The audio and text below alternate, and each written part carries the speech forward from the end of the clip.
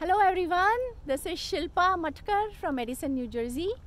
This is my first season, this is my fourth season as a runner in Runners High with Bala, and my first season as a newly minted coach, and I'm so excited about this. While I'm still here, I just want to say give a big shout out to my cohort, my lovely cohort who has been religiously logging in their runs and strength activities religiously day after day. So a big thumbs up to you all. This is the Walk with the Coach series, and we are at the third episode here with the first message. With that, let me introduce you to head coach Bala. Hey guys. Hello Hi, Bala, Shilpa. how are you doing? Hey, fantastic. Hey Shilpa, how are you? Thanks for doing this. Thank you, it's my pleasure. I always wanted to do this with Shilpa, and it's been what, 4 seasons, as I said, and I think it's the first time we are doing this together, isn't it? Oh yeah. Wow. I've done a podcast one with you, but Yep. never first time a Walk with walk the with the coach. Yep. Always is a first for everything. Like, it's the first time you're being a coach for this, which Yes. is so exciting for me. Oh yeah. Let me help you out here. So exciting, guys. First of all, I must say, Shilpa is an example of, I would say, like the product of success in RHWB. Let me tell you why. She's one of those runners. She's athletic. She's always been athletic. Even at young age, I think you But did into sports. little bit, yeah, group sports, Some but not sports you no did. running at all. That's what. No running. That's why she represents the best of runners high. Why, I'll tell you. That's what she was. She was athletic. She was not like, it's not as if she was immobile and that type of stuff. She had mobility, but she has never run before. And then she joins this program, and it's 4 seasons. She has been an amazing sort of ride up in long distance running, so much so that now she's a coach. So that's why I'm saying Shilpa is a beautiful example of a success, story of Runners High. So thank you, Shilpa, for representing for the that. nice words, Bala. And I'm sure she inspires a lot of people like herself. You know, if you see yourself first time running, you can be a coach someday. That's basically my point. Yep. So Shilpa, first 2 weeks now, 2 weeks Yes. into coaching. Can't believe 2 weeks just flew by. How has it been? Incredible. Okay, what are some of the highlights? We have had our back and forth, on getting the right stats into fan and such, but it's been going great.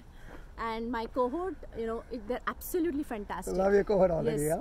yeah? Not one of them have missed, their runs or strength activities. Oh my God. Yeah, they tried to, switch the days, but not missed yet. So I'm so proud of them. Awesome. And what are some of the sort of, even though it's only been 2 weeks, guys, from a coaching standpoint, she's been on for last one and a half months.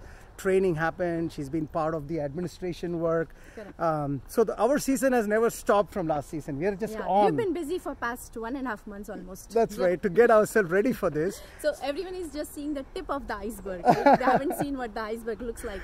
So what is one thing you really enjoy about coaching till now? I think I just like that one-on-one connection with the runners, and trying to get whatever we need as a coach, what stats I need from them, being able to talk with them, explain to them, explain the significance of them, right? So how is your sort of coach WhatsApp group is coming along, your own cohort WhatsApp group? Yeah, we do communicate regularly. I see. Right. And a lot of them have, because they're all new runners, right? Sometimes they are hesitant to discuss it in the group, group setting. Yeah. So then they, try to connect with me separately. I see. But if it's any general question, we do communicate back and forth. Yep. That's and awesome. I've been providing them some resources, from our website. Awesome. Thank you. Answering their questions and stuff like that. Thank you, Shilpa, for doing this. And guys, I'm really excited now that we have now a strong cohort of 13 coaches. Wow. And I'm so like, that's how we're able to scale. Providing a similar quality across scale is our challenge, and I think we've been doing okay thus far, thanks to all this.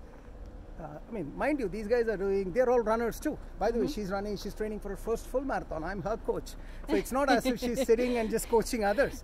She is challenging herself too. Yep. And as a result, it's something that I'm really proud of. Shilpa, I'm really proud of you.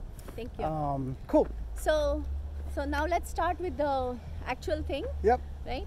So now that we have finished 2 weeks, almost close to finishing 2 weeks of prep. Yeah. So what are the some of the things that you have noticed from runners that you would want them to improve on, and so that they can be ready for the regular season, right?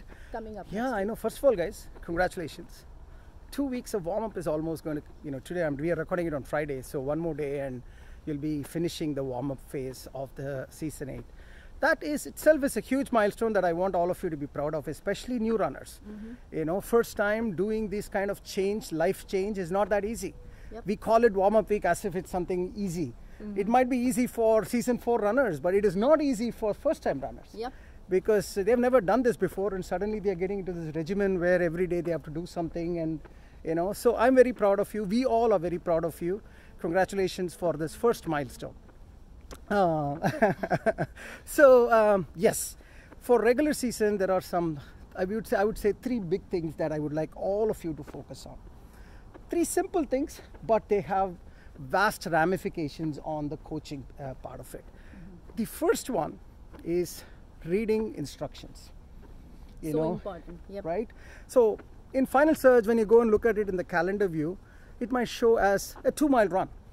And some people, what you're expected to do is you have to click on it, open up that particular activity, read the instructions.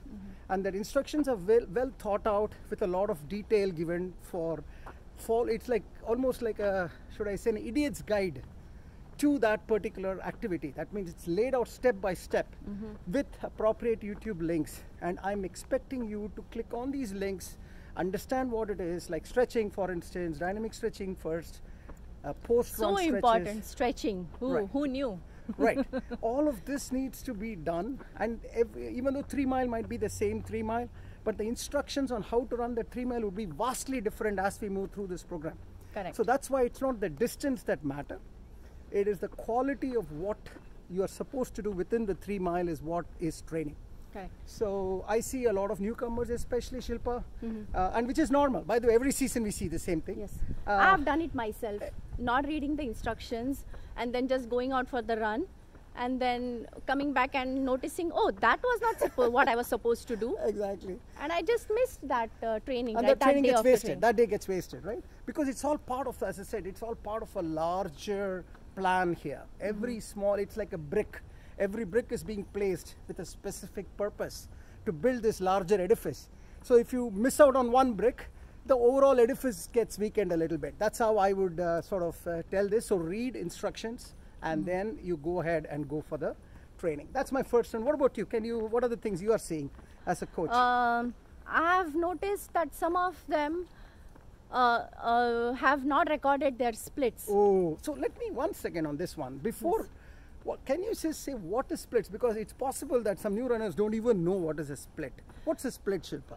So splits is like, whatever distance you run, like it's broken down into miles. Per like mile statistics. So one split is like, what was your pace? Means what was your, how much time it took for each mile. That's pace, right? And then you have, if you ran 3 miles, you would have 3 splits. So it's broken down into miles. Into 1 mile. So that means, so in other words, let us say you ran 30 minutes in 3 miles. 3 miles in 30 minutes. The split information will tell us that first mile you ran at 10 minutes, second mile you ran at 10 minutes, third mile you ran at 10 minutes. That is one type of information we get for the same 30-minute run. Correct. Shilpa could have run the same 30 minutes and ran the same 3 miles, but maybe she has run the first mile at 5 minutes, second mile at 15 minutes, and the third mile at 10 minutes. 5, 15, 10. That is a very different scope from a person who has run 10, 10, 10. That is what we are trying to understand, how your run progression is happening within the 3 miles. Right. What was your HR at each? Exactly. How is the HR? How is the cadence? Did you run too fast and then kind of your energy kind of fizzled? Exactly. Or your cadence maybe. We can introduce that in the next some other day. But how fast you ran, how if you were running very fast and then suddenly you dropped because you couldn't run anymore. Exactly. So that is what I'm talking about. So it's almost like, I am your math teacher and I'm asking you, I've given you 20 problems and I asked you, how did you do your math? And you said, I scored 60 out of 100. Now, that's a good score. 60 out of 100, okay, that's a good metric to understand. But unless I know the remaining 40, where did you fail? And where did you pass on the 60? Did you do trigonometry well? Did you do algebra well? Or did you not do, some of the calculus not well? Then how will I be able to teach you? Exactly the same way, if I don't know the split information, if I only know the total time and the total distance, I won't know where to coach you. That's basically the point. So that's why you need to make sure every run has splits information. That means you go to Final Search, click open the run that you just completed, you should be able to see per mile stat. If you can't see, we can't see either.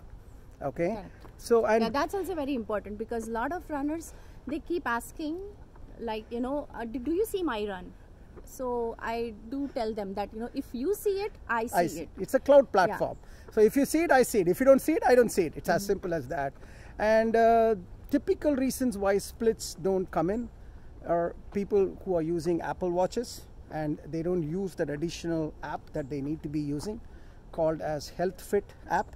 And after you upload after you download the Health Fit app and connect it to the Apple Watch, you need to tap your Apple Watch face every mile for it to record. It's an unfortunate quirk in the Apple Watch, but if you don't do that, then we don't get the splits.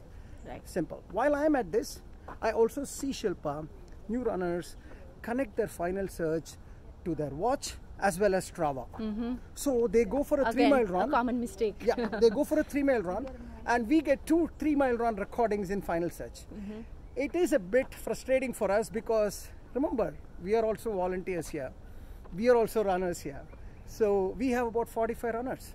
If each of them puts two entries every day. And to screen through those runs to make sure which one is the correct one, it's time consuming. It's unnecessary. Yeah. You can help us to help you by cleaning up these silly things, so that just connect one, which is your watch. And only the activities that we are supposed to see in Final Search, just export those into Final Search. Correct. And you can delete the remaining ones at least from Final Search. You can keep them in your own app. Or don't record it in Garmin watch. Like for instance, I'm going for a walk with Shilpa now. I'm sure we're going to walk for 2 miles. It's not as if I switched on my Garmin and I'm just recording this 2-mile walk. Because this is not part of my training activity. You know what I mean? And my coach will, if I do that, my coach will see this as a 2-mile. By the way, I have a coach as well, guys. And she's looking at the same thing that I'm looking for you guys. So she will get a little bit, oh, why did you do a 2-mile run? I say, no, it's just a walk with the coach recording. Something like that. Okay. And I just want to emphasize one more thing, that all the coaches here are volunteers, right? So they are all, engaging with you, with your runs, giving you all feedback. So, all the runners help us to help you, basically, right? That's really what you're trying to say. Help us to help you. Correct. So that it make our time more efficient, so that we can be more efficient in helping you. Okay. So that was the second item, right? That I wanted to tell the newcomers. What else we can tell about the newcomers? So we talked about splits. We talked about instructions. Let's talk about walk run. Walk run, correct. Right. Yeah. So for the first 2 weeks, especially for the new runners, you've given them walk run instructions. Yep. So part walk, part run, So what is the significance of that? Right. So guys, these are all newcomers especially. The first huge milestone when you are in this running journey is what I call it as continuous 21 days of training. That's a huge habit building milestone. If you do anything for 21 days, it is said that you get into a habit of doing that. Right, till the time you have a lot of internal resistance for doing that. But once you are able to do something for 21 days, you get into that habit. So that's your first big milestone. The second huge milestone in this journey is running 1 mile without stopping. I'm sure every one of us will remember that. Like I'm sure you remember your first time you ran your first mile without stopping. It's a very special feeling. So the way you get there is, for newcomers, is to do the walk run concept. So that the idea here is, when you walk in between a couple of minutes of run, you are able to give some rest to your heart. And by giving some rest to your heart, you can again do the next 3 minutes or 4 minutes of run. So you're essentially training your body to run longer and longer. So that's why we give you that walk-run concept to take a little bit of rest in between. But you don't have to exactly keep maintaining the same 3-minute walk and run and 1 minute walk. It is up to you to slowly build it. 3 minute, then you do 4 minute run, then you do 5 minute run, and then 1 minute walk. Idea here is get to the first milestone, which is 1 mile of continuous Non-stop running. Continuous even though if it's slow running, that's fine, but it has to be continuous. Exactly. Okay. So that's what it is, guys. Thank you, Shilpa, for hosting the first message. Let's see you all in the next message. See you. Thank you, Bala. Thank you.